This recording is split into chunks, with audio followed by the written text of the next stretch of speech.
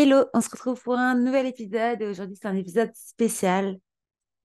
On va parler du Bet Show à Londres.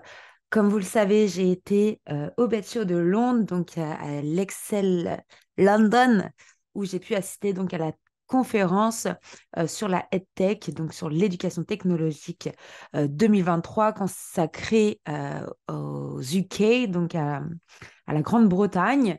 Et donc, je me suis dit que c'était sympa de faire un épisode audio et vidéo pour vous parler de mon expérience sur ce salon de l'éducation. Donc, je vais vous faire une petite intro, vous présenter l'événement, vous donner un peu un aperçu de mon ressenti là-bas, quelle a été mon expérience personnelle lors de cet événement.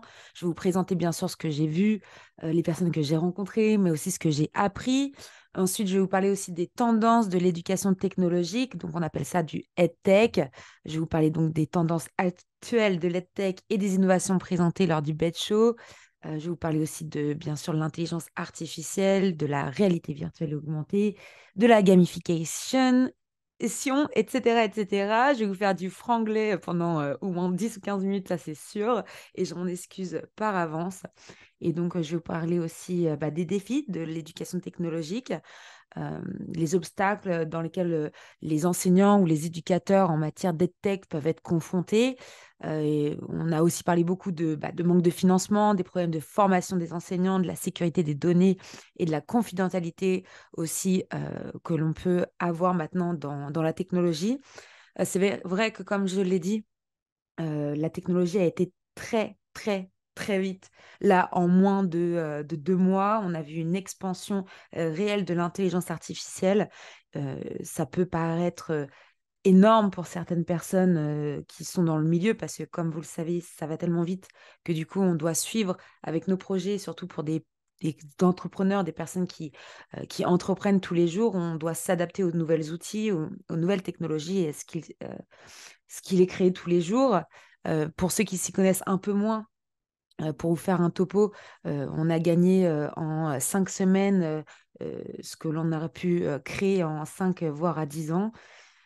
Et donc aujourd'hui, l'intelligence artificielle va beaucoup plus vite que ce que l'on ne pense. Ça va pouvoir remplacer énormément d'outils que l'on a pu utiliser précédemment. Certaines personnes ont peur aussi que ça concrètement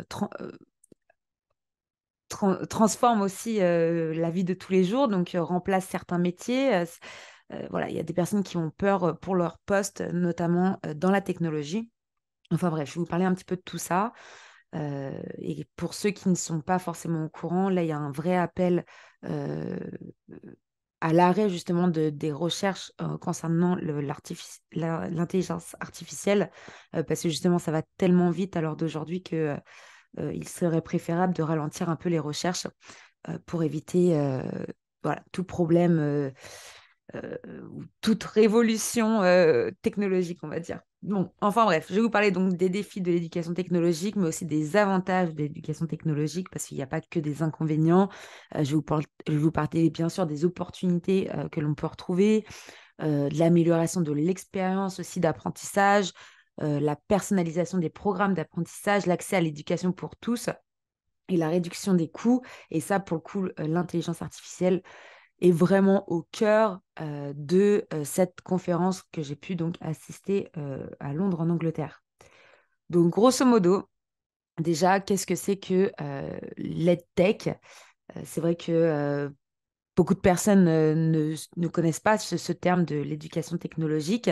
Donc, pour faire court, c'est en référence vraiment à l'utilisation de la technologie pour améliorer et faciliter l'apprentissage et l'enseignement. Donc, cela inclut l'utilisation d'outils numériques tels que des ordinateurs, des tablettes, des applications éducatives, des plateformes d'apprentissage en ligne, mais aussi des jeux éducatifs et bien d'autres.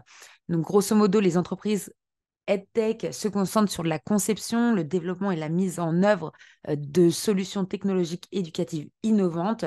Et donc, comme ça, les éducateurs, donc les professeurs, peuvent aussi utiliser ces solutions pour aider les étudiants à utiliser du contenu éducatif, interactif et à travailler de manière collaborative en ligne. Donc, pour vous faire un exemple, là, je vous parle d'éducateurs, donc pour des apprenants à travers le monde, mais concernant le BED Show, donc à Londres, on était vraiment focus sur la petite enfance jusqu'au collège, voire à l'université. Donc en fait, le salon était divisé en plusieurs parties avec voilà, plusieurs catégories de technologies éducatives, mais surtout aussi c'était catégorisé par âge. C'est-à-dire qu'on allait avoir vraiment des outils euh, vraiment super intéressants pour les enfants de moins de 5 ans. Après, on avait plutôt la gamme de produits ou d'outils du moins numériques pour les enfants de 8 ans à 14 ans et ainsi de suite. Donc c'était plutôt intéressant de voir de la manière dont les personnes se concentraient en fonction de l'âge des prospects finalement, parce qu'on développe vraiment des outils par rapport à la tranche d'âge de chaque personne. Donc c'est ça vraiment qui a été super intéressant. Pour ceux que ça intéresse, je suis en train de monter le vlog du Bed Show. Donc vous pourrez voir aussi voilà, tout le côté robotique que j'ai pu voir. On a des petits robots super interactifs où les enfants peuvent toucher comme un petit terrain de jeu en fait pour faire avancer. Ils peuvent aussi s'exprimer pour faire avancer le robot, pardon. Ils peuvent aussi s'exprimer grâce à des émotions, des cartes d'émotions. Donc, en fait, les robots, eux aussi, ont des émotions pour que les enfants apprennent à exprimer leurs émotions des jeunes lorsqu'ils ne parlent pas encore. Donc, on voit vraiment voilà, toutes ces technologies mises autour de ça. Et après, bien sûr, il y a les tablettes d'apprentissage, que ce soit dans le dessin, que ce soit des tablettes interactives, vraiment des modules d'outils, d'utilisation d'outils et de plateformes d'apprentissage. Enfin, bref, il y avait énormément d'outils numériques pour créer du contenu éducatif interactif. Et c'est ça qui était vraiment impressionnant. J'avais jamais vu autant d'outils, autant de tablettes et de plateformes pour apprendre aux enfants, même à coder dès le plus jeune âge. Donc, ils pouvaient apprendre à coder en dansant, apprendre à coder grâce aux couleurs. Ils pouvaient apprendre à faire des dessins et plus, en fait, euh, il assemblait des formes, des chiffres. Voilà, ça créait des dessins numérisés, donc pixelisés. Donc, c'est un système de tableau où voilà, ils pouvaient créer leurs propres dessins tout en apprenant à codant. Donc, vraiment, la plupart des outils, c'était vraiment autour du code, des nouveaux métiers technologiques.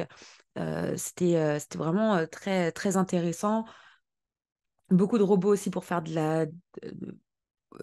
l'assemblage de pièces, voilà, dans le monde euh, plutôt de l'ingénierie et puis des outils numériques. Enfin bref, il y avait énormément de choses.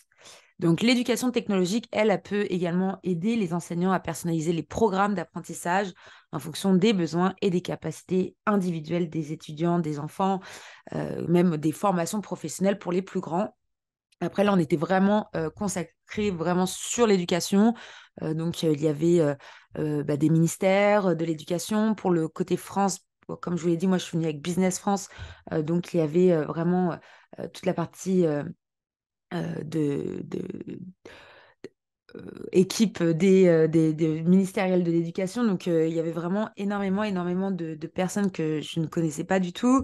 On a été d'ailleurs invités chez l'ambassadrice de France au Royaume-Uni, donc en Angleterre, où on a pu donc faire la rencontre du ministériel de l'éducation française. Donc, ils s'étaient déplacés de Paris, donc c'était super intéressant de voilà d'échanger avec eux. Moi, qui n'ai pas du tout dans le milieu, c'est ce que j'ai pu leur expliquer. Je viens de rentrer dans la technologie, donc l'éducation technologique, c'est encore quelque chose de totalement différent. Et c'est vrai que pour moi, c'est totalement un nouveau monde, tout ce qui est rectorat, toutes les normes vraiment dans l'éducation, pour moi, c'est vraiment nouveau. Donc, pour le coup, c'était, voilà, j'ai appris énormément de choses. Il y a vraiment un vrai écosystème autour de l'éducation française et internationale, et surtout en Angleterre, qu'on n'a pas de notion, mais franchement, c'est impressionnant. Donc, l'éducation technologique, c'est un domaine en pleine expansion qui offre de nombreuses possibilités pour améliorer l'efficacité de l'apprentissage en utilisant la technologie. Je vais vous donner quelques exemples pour que ça soit un petit peu plus concret. Donc, par exemple, vous allez avoir les applications éducatives. Par exemple, vous savez, vous avez des applications mobiles conçues pour aider les enfants ou les plus grands à apprendre en s'amusant. Pour une des plus connus, on va dire, il y a Duolingo, vous savez, le petit hibou qui vous apprend les langues étrangères en jouant à des jeux interactifs. Donc ça, c'est vraiment l'application pour vous aider à apprendre une autre langue. Ensuite, vous avez aussi des plateformes d'apprentissage en ligne, donc des sites internet. Vous avez plein de sites aujourd'hui qui existent, académiques, qui offrent des cours en ligne gratuits dans une variété de sujets, allant des mathématiques à l'histoire, passant par la science. Voilà, vous avez énormément de choses. Et ces sites proposent en fait des leçons sous forme de vidéos, sous forme de quiz, pour aider les apprenants à suivre leur progression. D'ailleurs, j'avais créé une formation sous ce format qui s'appelait Push Your Skills, bon, qui était vraiment pour les chefs d'entreprise ou les personnes en action de formation, donc celles qui veulent créer leur entreprise via leur CPF, par exemple. Donc, voilà, c'était un programme que j'ai mis en place, qui est toujours en ligne. D'ailleurs, je vous mets la référence dans cet épisode. Ensuite, vous pouvez retrouver aussi des tableaux blancs interactifs. Donc ça, c'est les grands tableaux blancs interactifs, donc des grands écrans tactiles que les enseignants peuvent utiliser pour présenter les leçons interactives aux étudiants, mais aussi pour leur montrer maintenant des vidéos. Moi, je voyais des énormes tableaux là-bas sur le salon où en fait, ils font tout aujourd'hui sur ces genres de tableaux. Ils vont écrire avec des stylés où ils peuvent effacer super simplement. On n'est plus avec la fameuse craie où on passait des heures à aller récupérer une éponge et puis la mouiller pour nettoyer le tableau noir. Non, là, on est vraiment sur du tableau numérique. Donc, c'est super impressionnant comme outil.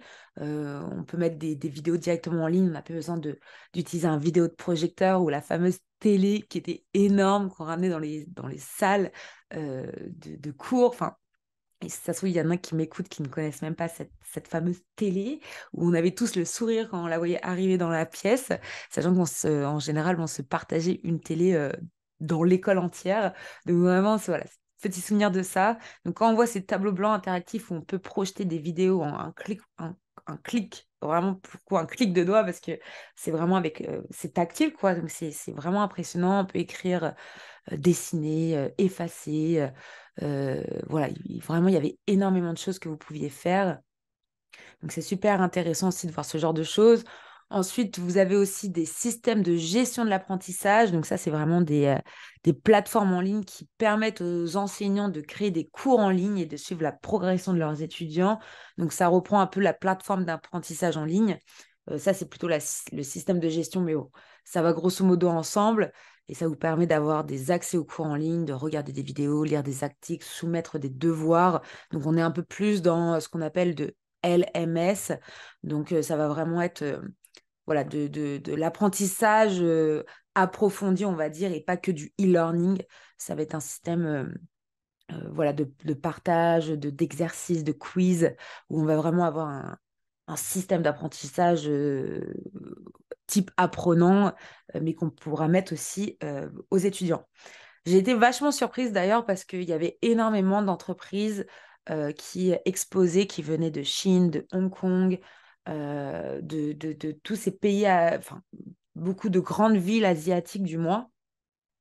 Et ils avaient tous mis en place justement ce système de gestion de l'apprentissage, mais pour les enfants de moins de 10 ans. C'est-à-dire que tout ce que nous, on a pu connaître au niveau du e-learning, les personnes qui suivent par exemple même des coachs en ligne où on va assister à des masterclass et toutes ces typologies d'e-learning et de classes en ligne en fait sur Internet, eux, ils ont mis en place ça pour les élèves. C'est-à-dire qu'ils sont vraiment restés dans ce système où, depuis le Covid, on a eu un système où on a dû rester chez nous, où les enfants ont dû apprendre de chez eux et en fait, ils ont mis en place tout un système de nouveaux outils éducationnels et des outils d'éducation, plus ou moins, où c'est je pense que je vais vous mettre même des exemples en fait dans cet épisode parce que réellement, j'ai vu des entreprises qui m'ont fait halluciner quoi. Je me suis dit, mais en fait, les enfants, si demain,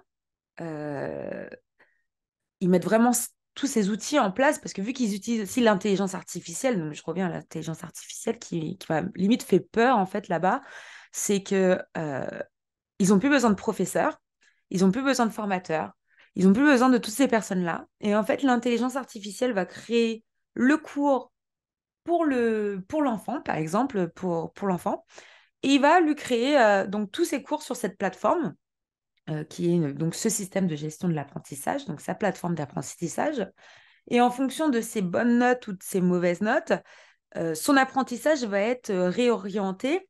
Et pourquoi je vous dis qu'il n'aura plus besoin de profs ou de formateurs, c'est qu'en fait, l'intelligence artificielle va prendre, par exemple, soit un bonhomme de dessin animé, on va dire comme un avatar un peu, voilà, c'est comme si il y avait Mickey Mouse qui vous donnait une leçon de mathématiques, ou encore on va pouvoir choisir si on veut un homme d'un certain âge ou une femme d'un certain âge. Et en fait, cette femme-là enfin cette intelligence artificielle qui est sous image d'humain, va lire tous ces cours, va apprendre, va faire un apprentissage des cours pour le réciter en fait aux élèves à travers une caméra. C'est-à-dire que, imaginez-vous, vous vous connectez donc à votre site internet. Voilà, vous avez 8 ans, vous êtes, je sais pas, en CP, je ne sais plus à quel âge on est en CP, mais voilà, vous avez 6 7 ans, vous rentrez en CP. Et en fait, plutôt que d'aller à l'école, vous allez ouvrir votre ordinateur et vous allez choisir le visage de votre professeur et qui va vous faire des cours de maths avec la voix que vous voulez, le visage que vous voulez, l'apparence que vous voulez. Donc, si vous voulez que ce soit une souris qui vous apprend les maths, ça va être une souris qui vous apprend les maths. Et donc, voilà, ça, c'est vraiment la chose qui m'a un peu le plus surpris en termes d'intelligence artificielle. C'était vraiment voilà, un truc qui m'a scotché, quoi. Je me suis dit, mais dans quel monde on va? Limite, vraiment, ça m'a fait peur, mais bon. Et c'est là où donc j'en viens aussi à la réalité virtuelle et augmentée. Donc, ça va être des technologies de réalité virtuelle qui vont être utilisées pour améliorer l'apprentissage en créant des environnements immersifs pour les étudiants.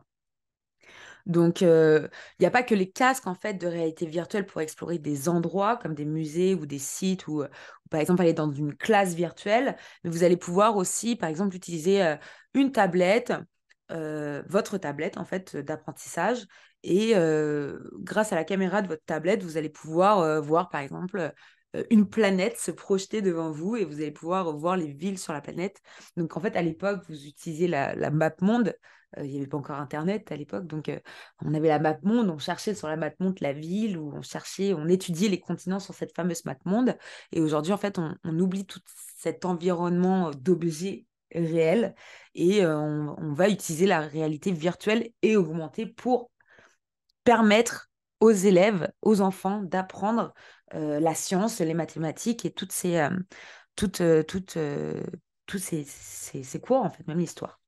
Voilà, grosso modo, quelques exemples de l'EdTech euh, et de l'apprentissage qui est de plus en plus en fait interactif, mais aussi accessible et engageant pour les élèves. Donc, il y a quand même aussi des bons côtés, mais c'est vrai que bon, voilà, c'était quelque chose.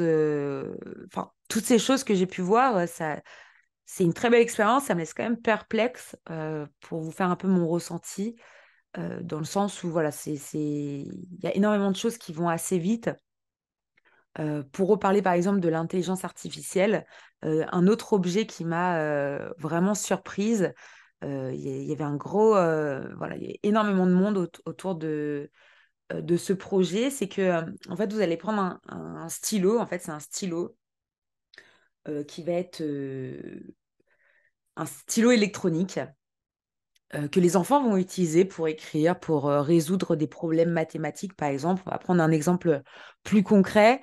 Je rentre en primaire, j'apprends à faire des multiplications, des additions, vous savez, voilà, sous forme d'addition, un classique. Euh, je vais apprendre, voilà, comment faire une addition.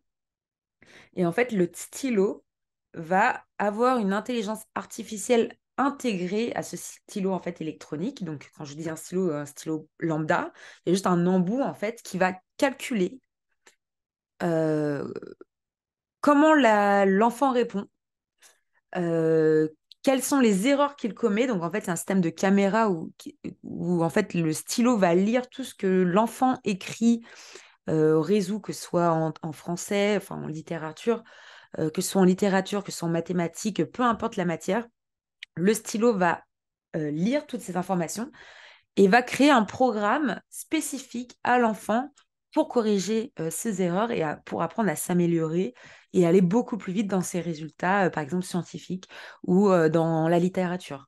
Donc, par exemple, exemple concret, s'il fait beaucoup de fautes, par exemple, d'accords, eh bien, le professeur va lui proposer donc de faire beaucoup plus de cours sur de la conjugaison, par exemple, ou de la grammaire. Que ce soit dans les maths, en fait, il nous montrait des exemples où on voyait, par exemple, des enfants qui faisaient beaucoup de recherches de calcul. Et on voyait, en fait, avant qu'il le stylo, les heures qu'il passait à chercher comment calculer voilà, des sommes simples. Et on voit avec la progression grâce au stylo qu'il va beaucoup plus vite et qu'il fait beaucoup moins d'erreurs et que sa feuille est beaucoup plus propre. Bref, je vous dirai ce qu'il en est de cette évolution d'outils. N'hésitez pas à me dire ce que vous pensez de toutes ces choses dont je suis en train de vous parler parce que c'est vraiment voilà, assez atypique quand même comme salon professionnel. Mais bon, ça reste un salon professionnel donc de l'éducation technologique. C'était vraiment intéressant car ça rassemble énormément d'enseignants, de chefs d'établissement, mais aussi des responsables éducatifs, des fournisseurs donc de solutions EdTech, là comme j'ai pu vous donner comme exemple, mais aussi des experts du secteur de l'éducation du monde entier. Et c'est ça qui était vraiment intéressant. Pour ceux qui ne connaissent pas le Bet Show, donc vous en avez plusieurs. Vous avez le Bet Show à Londres, vous avez le Bet Show aussi à Bangkok. Moi, pour le coup, j'ai choisi Londres parce que je préférais rester sur le secteur européen. Pour avoir fait les deux villes, j'étais beaucoup plus intéressée à Londres, déjà beaucoup plus près. Et aussi parce que c'est considéré comme l'un des plus grands événements mondiaux de l'EdTech, donc l'éducation technologique, avec des milliers d'exposants de produits, de services innovants pour améliorer l'apprentissage et l'enseignement.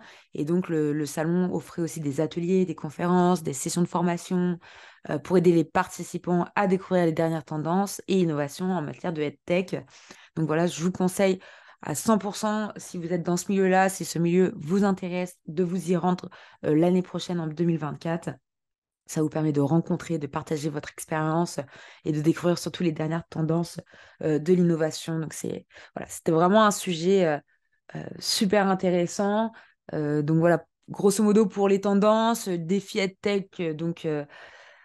Moi, voilà, c'est les points vraiment qui m'ont paru un peu spéciaux. Où je me suis dit, bon, est-ce que c'est quand même bon pour la formation des enfants de mettre ces nouveaux outils en place?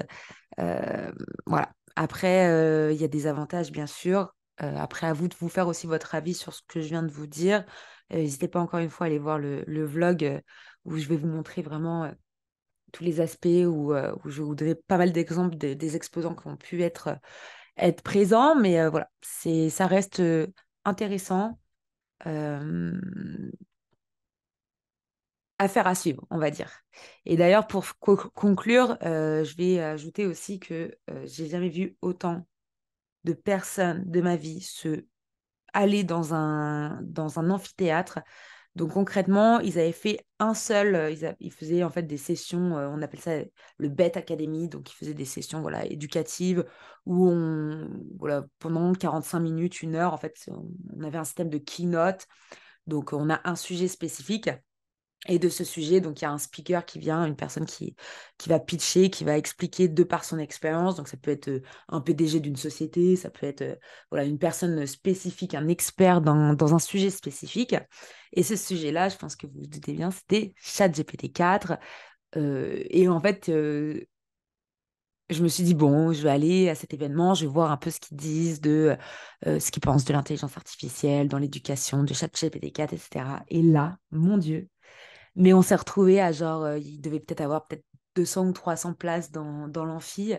Et on s'est retrouvés peut-être sans rire au moins 600 ou 700 personnes. On pouvait même pas circuler, on pouvait même pas rentrer. Ils ont dû en fait annuler totalement en fait l'entrée de cet amphithéâtre. Enfin ouais, c'était un truc de malade.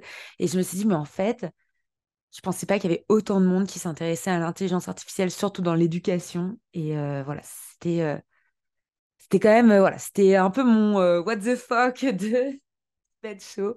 Et donc, pareil, vous allez voir donc la vidéo dans le vlog, mais voilà. Je me suis dit, bon, ok, ça commence bien. Enfin, bon, voilà, je voulais juste vous faire un petit épisode de podcast pour vous dire mon ressenti, mon expérience au Bet Show de Londres. Merci encore une fois à Business France, merci à la French Tech, à Numéum aussi, à tous ces partenaires géniaux qui nous permettent de pouvoir aller dans ce genre d'événements et d'exposer à moindre coût. Et encore un grand merci à eux parce que vraiment, c'est vraiment génial tout ce qu'ils font. Et c'est énormément de travail, énormément d'organisation. Donc, merci à tous et merci aussi à toutes les entreprises qui étaient là. euh, des rencontres humaines géniales. Voilà, c'était super et c'était incroyable et je vous remercie tous. Et merci à vous de m'avoir écouté pour cet nouvel épisode de podcast. Et je vous dis à la semaine prochaine pour un nouvel épisode. À bientôt. Ciao.